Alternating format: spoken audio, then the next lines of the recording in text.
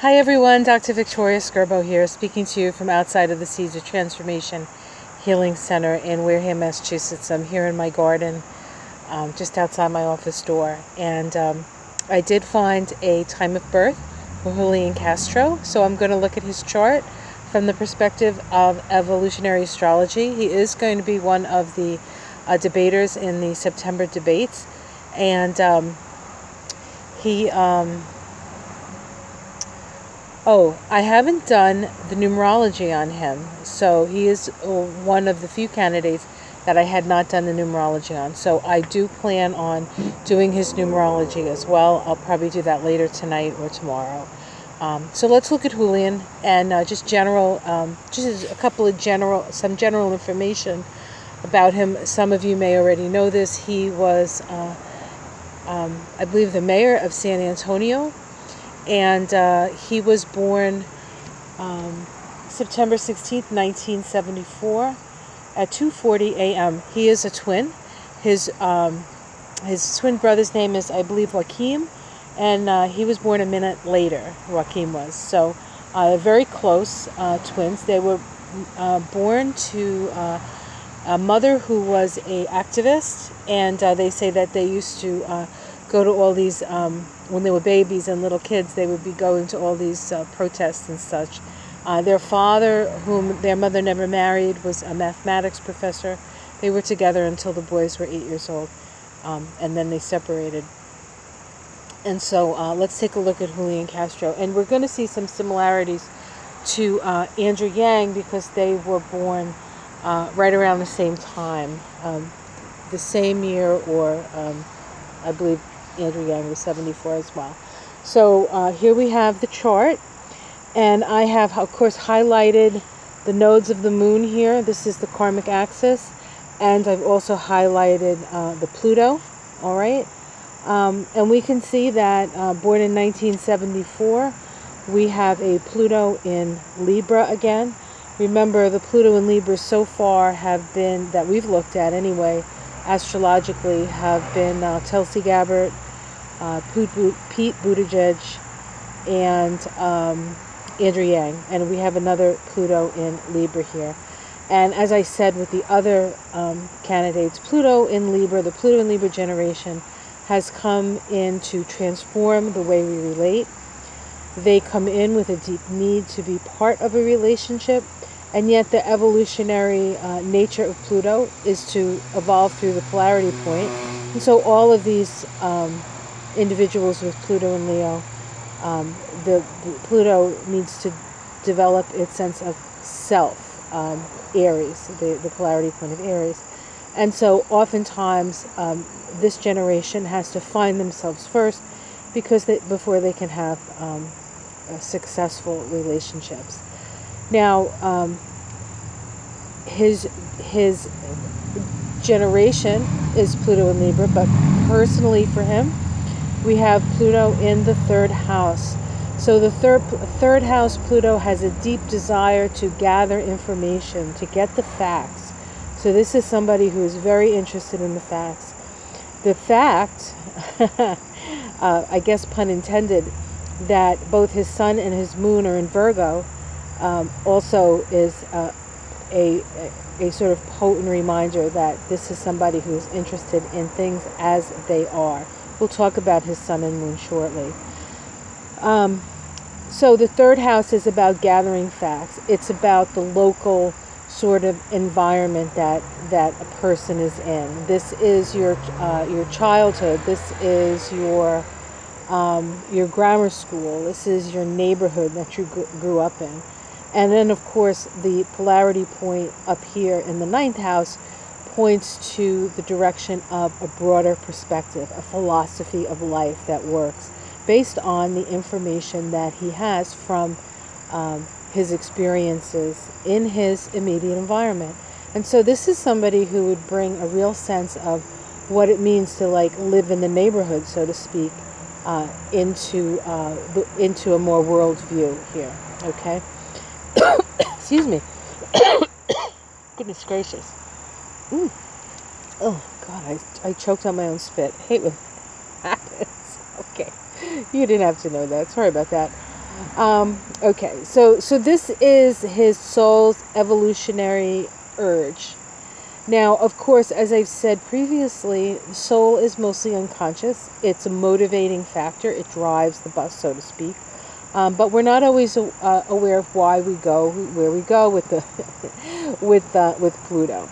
And so we look to the South Node because the South Node informs us of the past. It informs us of his childhood, of his his past lives, perhaps, and he has his South Node in the sign of Gemini, in the 11th house. Now, that Gemini is connected to the fact that Pluto is in the 3rd house, the natural house of Gemini. The fact that it's in the 11th house is the Aquarius house. This is the rebelliousness, right? This is a sense of being out of the status quo. There's also a tribalism within the 11th house, the sense of being part of a larger community. And I would imagine being raised in the way that he was raised, I'm sure his parents were had an important impact on him.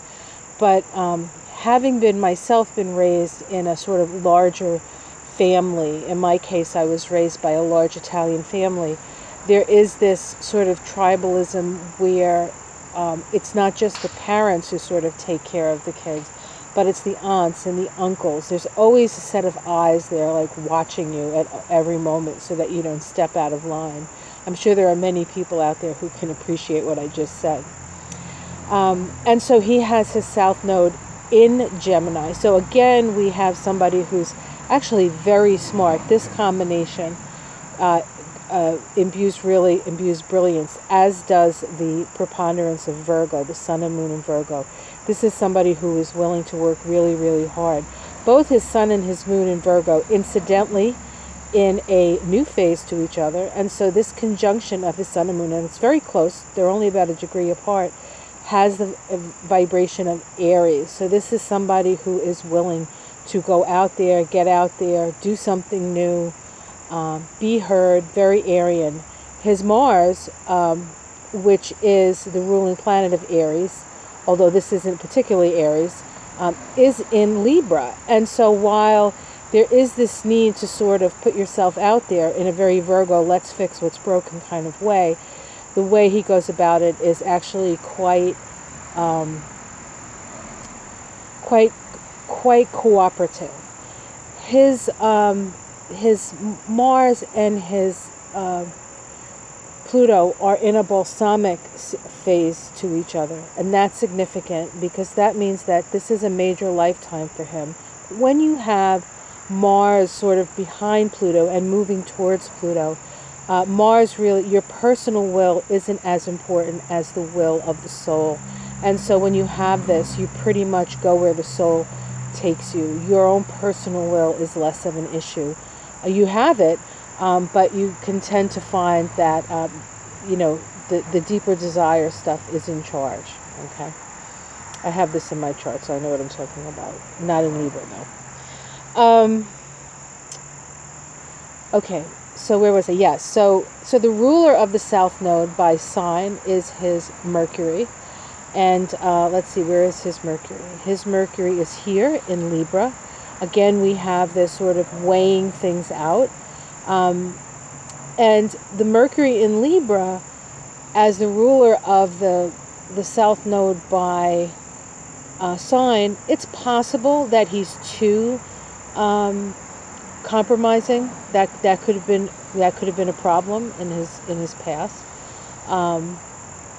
But it's very interesting because Libra is a dual sign, Gemini is a dual sign, and he is a twin. And so a lot of this sort of cooperative, talking it over, how to move forward, I would bet that he spends a lot of time talking to his twin, Joachim, and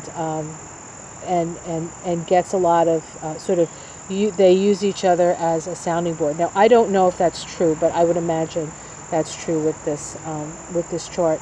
The 3rd house being your house of siblings and having so much energy in the house of siblings says to me that his sibling is very important to him.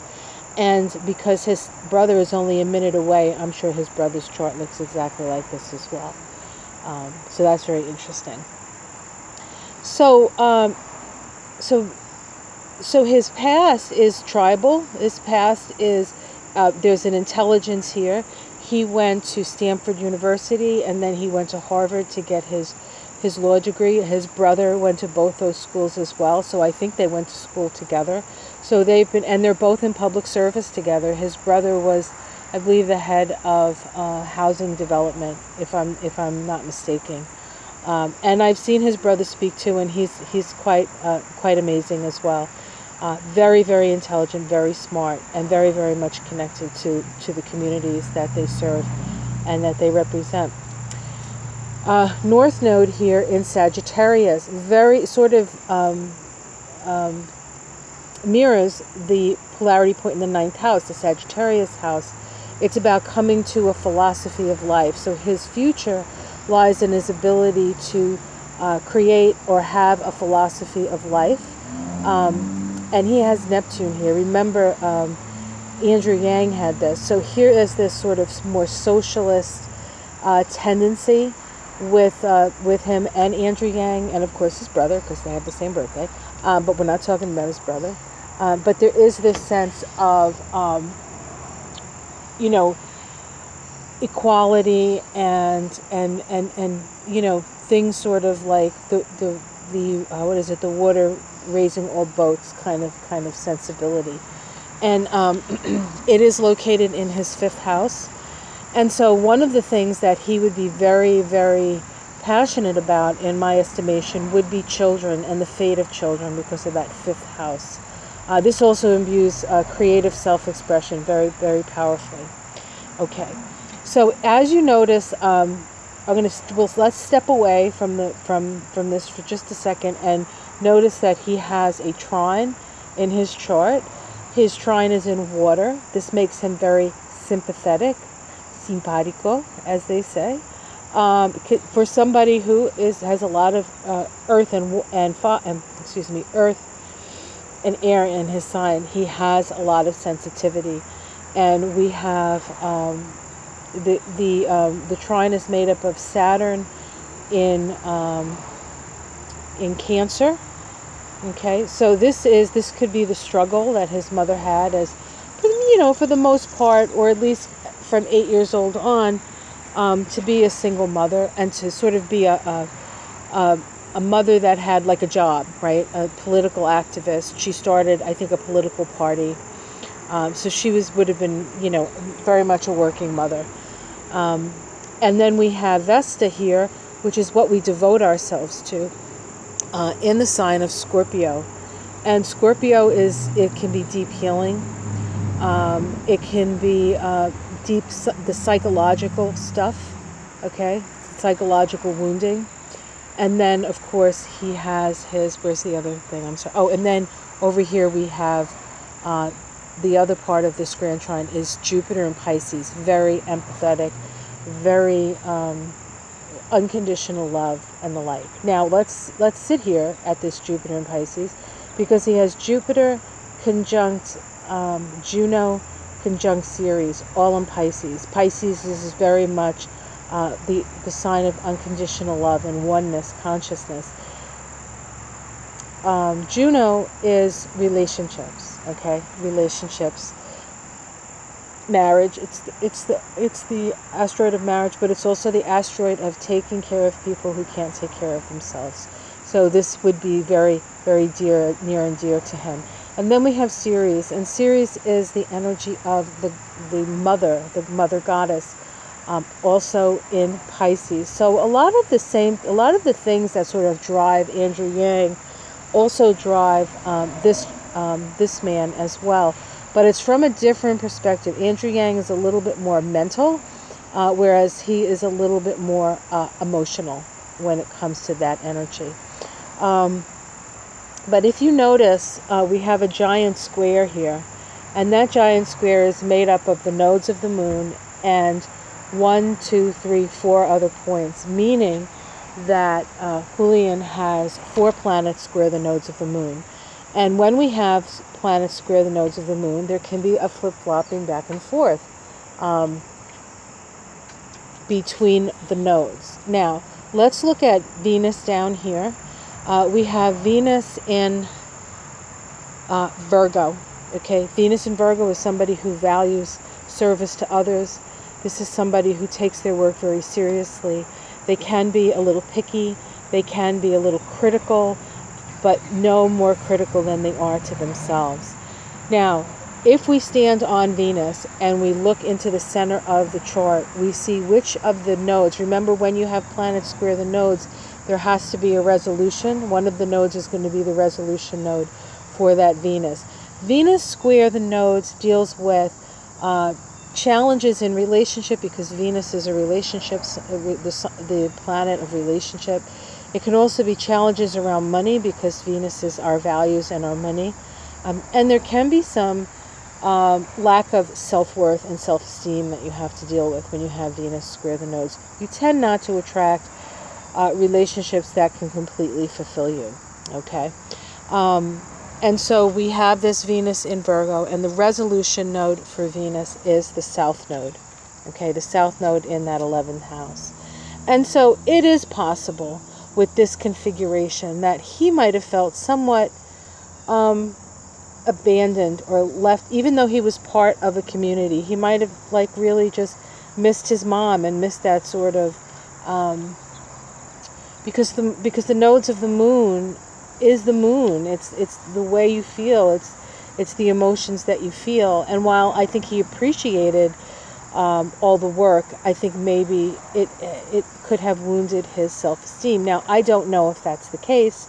But if it is the case, this is something that he would have to go back to the past to see and resolve, so that he could resolve those issues and move into the north node. Now, he also has Jupiter square the nodes, Pallas square the nodes, and Ceres square the nodes. Let's talk about Jupiter, because remember, Jupiter is also part of that grand water trine. And Jupiter square the nodes is trying to figure out what is true. What do I believe to be true? There can also be some challenges around trusting your own intuition. Intuition is more of a Sagittarian energy, whereas logic and, sort of left brain stuff is more Gemini. And he would trust the left brain stuff a little bit more and maybe not trust the intuition. But this is somebody who, with this water trine, is actually very psychic and can trust his intuition if he can figure out with Neptune, with Pisces, there's always a little difficulty sort of in discernment, because Pisces is just such a collective sign. Okay, so in order to resolve his crisis in faith, either whether it's faith in his own abilities to intuit something, faith in the systems of government perhaps, or even maybe faith in his own faith. I don't know. I'm assuming that he was raised Catholic. I don't know if he has an issue with Catholicism or not. But of course, whenever we have Pisces and Virgo, that energy is always sort of like the Christian thing. His resolution node for his Jupiter and his and his Juno and his Ceres is the north node in Sagittarius, conjunct Neptune. And so it's about, he needs to apply his intuition. He needs to apply his theories about life in a very creative way, fifth house. And he needs to express them as he moves himself to the future. So this is somebody, I'm just really very much amazed at the potential in all of these charts. He does not have a kite that I can see, and he does have this grand mutable cross. The grand mutable cross can make you a little bit, because of the mutability of it all, very adaptable. So he's actually quite adaptable, which can work to his benefit or can work to his detriment, depending on how he utilizes it. Now, as far as and I have to look because I can't see backwards. He has a lot of mutability. He has a lot of cardinality. He has, if we include the asteroids, he has one fixed placement, and that is his Vesta in Scorpio. Otherwise, everything is mutable and everything is cardinal. And so mutability is adaptability, cardinality is initiatory. And so this is somebody who would be very good at making the sort of adjustments necessary to work within both the systems that are there and an ability to adjust the systems that are there to work better for the people. So I saw him in the first debate and I thought he did a wonderful job. He really is connected to the common person. He's really connected. And what's interesting is he has Chiron in Aries up here, 23 degrees. And right now the planet Eris, which I've talked about, I think when I talked about Tulsi Gabbard, is up here, conjunct his Chiron. And so he is really, at this time in his life, he's really a sort of a champion for the wounded, a champion for those who are maybe displaced, a champion for the immigrant community, and and he's an example of the possibilities of just how far you can go in America with the right kind of help and with support from the community, because he couldn't have done it and his parents couldn't have done it unless they had the support of the community behind them. And that is definitely seen in his chart. So I will do his numerology next, and I hope you enjoyed this. He's a great guy. What's interesting is one other thing is in 2020, his palace, which is social justice, he has it in Capricorn. The Pluto-Saturn conjunction will be making a conjunction to his palace. And he has that in his 7th house. And so, do I think that this is the chart of the next president? Not necessarily. But again, this is somebody who's going to have influence as we attempt to restructure the power base. That this is an opportunity for us to do it differently. The old systems are falling away, and we need people who have the intelligence and the adaptability to help us move into a new system of sort of social order. And this is somebody who's going to be a big part of that, him and his brother, because I feel like there's the combination of the two of them is going to be very potent for America. I hope you enjoyed that. Like and subscribe, and I'll see you when I do his numbers.